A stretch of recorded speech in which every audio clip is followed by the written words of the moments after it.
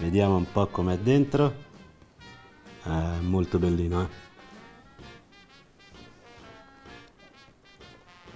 Patate, porcini, patate e fiori di zucca. Questi tre messi insieme in un tortino da fare in forno daranno un risultato strepitoso. Cominciamo? Cominciamo. La ricetta è facilissima, ma proprio facilissima. La prima cosa che faccio è quella di tagliare i porcini.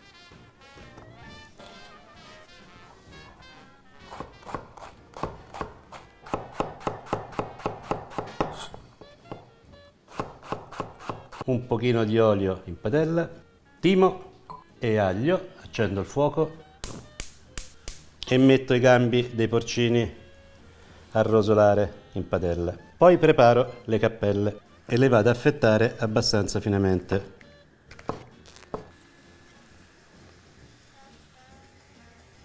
Una giratina di sale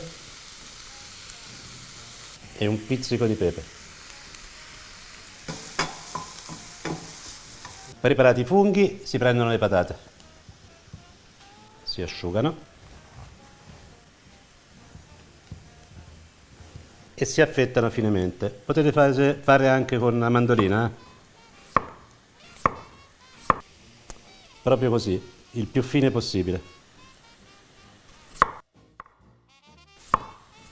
I gambi sono praticamente l'insaporitore di questa ricetta, quindi fateli cuocere quasi a diventare proprio croccanti, il più possibile, e salateli e pepateli a sufficienza. Quindi, patate pronte, porcini pronti, ora andiamo a preparare i fiori di zucca. I fiori di zucca va semplicemente presi solamente i petali, quindi si staccano, vedete?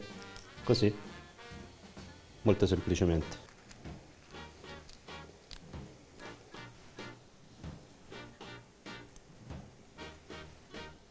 Ultima cosa da preparare è una piccola mistura di uova e panna, però condita, pepe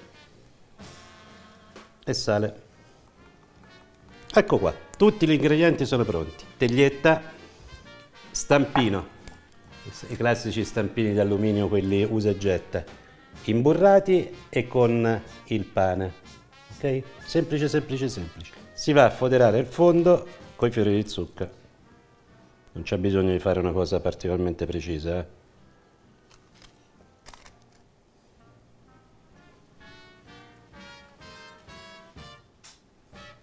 Poi si comincia il primo strato con le patate, ma scegliete voi, potete mettere anche i funghi. Il primo strato di patate, un pochino di timo, pizzichino di sale. Ogni strato dovrà essere comunque condito. E poi si vanno a mettere le fette di porcino. Ovviamente le dovete adattare e cercare di fare uno strato intero.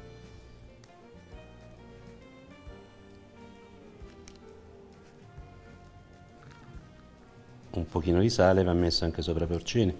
E ora si può proseguire con le patate.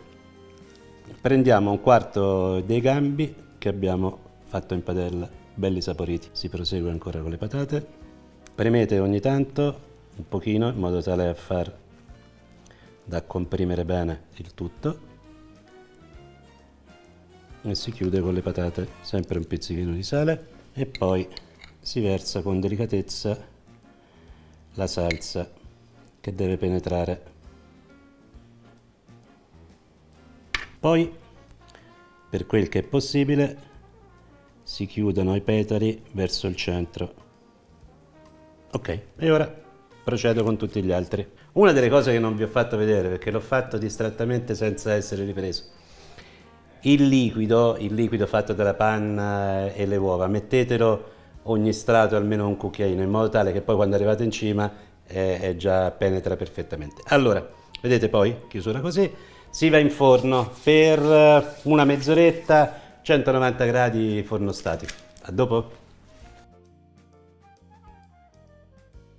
Sono usciti dal forno, l'ho fatti anche raffreddare e ora si assaggia. Voglio assaggiare il primo che ho fatto.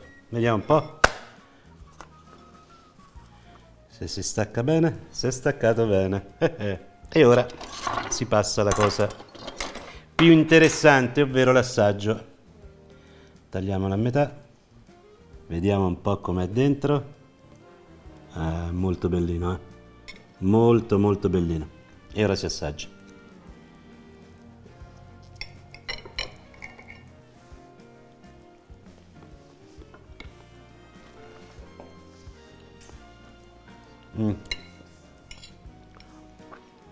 Il primo assaggio non è stato significativo. Ne serve un altro.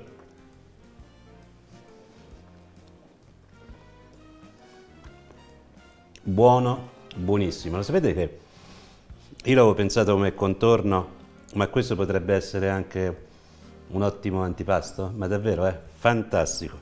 Guardate.